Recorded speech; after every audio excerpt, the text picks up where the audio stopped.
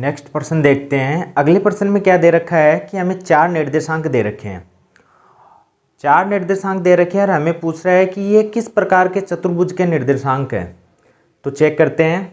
सबसे पहले हम क्या करेंगे कि इन निर्देशांकों को नाम देंगे। जैसे ए निर्देशांक, ए के निर्देशांक जैसे 3, 5, बी के निर्देशांक 3, 1, सी के निर्देशांक दे देंगे जैसे 0, 3 और डी के निर्देशांक दे देंगे -1 और -4। क्योंकि चतुर्भुज के 4 कोने होते हैं और चारों बिंदुओं को नाम दे दिए ए बी सी डी। ठीक है, अब क्या करेंगे, जैसे ए बी की दूरी निकालेंगे, ए बी भुजा निकालेंगे, बी सी के बीच की दूरी निकालेंगे, सी डी के बीच की दूरी और डी ए या ए डी के बीच की दूरी निकालेंगे। अगर चारों बीच की दूरी बराबर आएंगी और विकर्णों के बीच की दूरी बराबर आएंगी तो ये वर्ग होगा। चारों भुजाओं के बीच की दूरी तो बराबर आएगी और विकर्णों के बीच की दूरी अलग आएगी तो समचतुर्भुज होगा। आमने सामने की दो भुजाओं के बीच की दूरी समान आएगी तो आयत होगा। इस प्रकार से चेक करेंगे कि ये किस प्रकार के बिंदु के निर्देशांक हैं। ठीक है, तो सबसे पहले चेक करते हैं ए बी। ए बी बराबर √ वही दूरी सूत्र लगाएंगे तो x2 माइनस x1 का square plus y2 minus y1 का स्क्वायर। तो √ x2 कितना हो जाएगा, ये x2 ये x1 3 माइनस माइनस प्लस 3 का स्क्वायर, क्योंकि ये माइनस का है तो माइनस माइनस प्लस हो जाएगा, प्लस 1 माइनस 5 का स्क्वायर। तो कितना हो जाएगा, 3 और 3 6, 6 का स्क्वायर 36। 1 में से 5 घटेगा माइनस का तो माइनस का 4 और माइनस का 4 का स्क्वायर 16। तो कितना हो गया 36 और 6 42, 42 और 10 52, यानी √ का 52।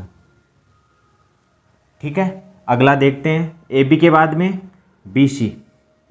बी सी बराबर √ अब बार बार फॉर्मूला रिपीट नहीं करेंगे, बस एक बार फॉर्मूला लगा लिया। अब बार बार फॉर्मूला लगाने की ज़रूरत है नहीं है तो बस लगाते हैं। अब देखो बी और सी यानी x2 x1 0 -3 का स्क्वायर प्लस y2 y1 3 -1 का स्क्वायर। सरल करते हैं। 3 देखो 0 में से -3 जाएगा -3 और -3 का स्क्वायर 9 प्लस 3 में से 1 जाएगा 2, 2 का स्क्वायर 4, यानी √ 13। फिर सी डी का √ ये सी और ये डी x2 x1 -1 में से 0 घटेगा का स्क्वायर प्लस -4 और 3 -4 -3 का स्क्वायर।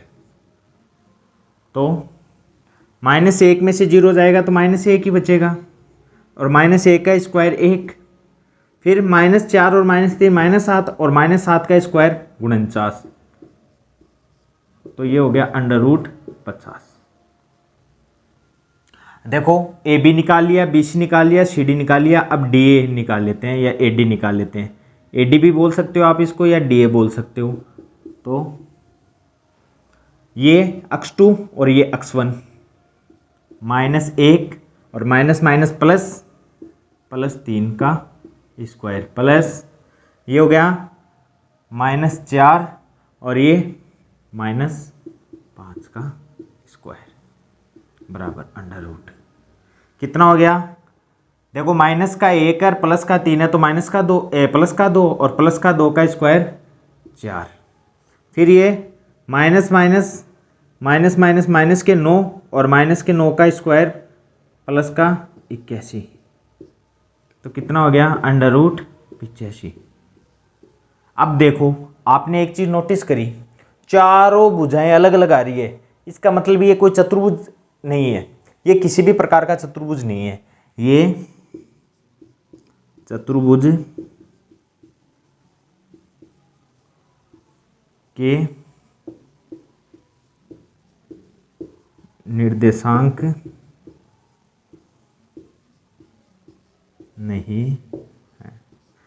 यानी एक चतुर्भुज का प्रकार नहीं है, ये चतुर्भुज का प्रकार नहीं है, ये चतुर्भुज का प्रकार नहीं है। अतः यह एक चतुर्भुज का प्रकार नहीं है। समझ में आया? यानी कि इस प्रकार के निर्देशांकों से, इस प्रकार के बिंदुओं से किसी भी प्रकार के चतुर्भुज का निर्माण नहीं होगा।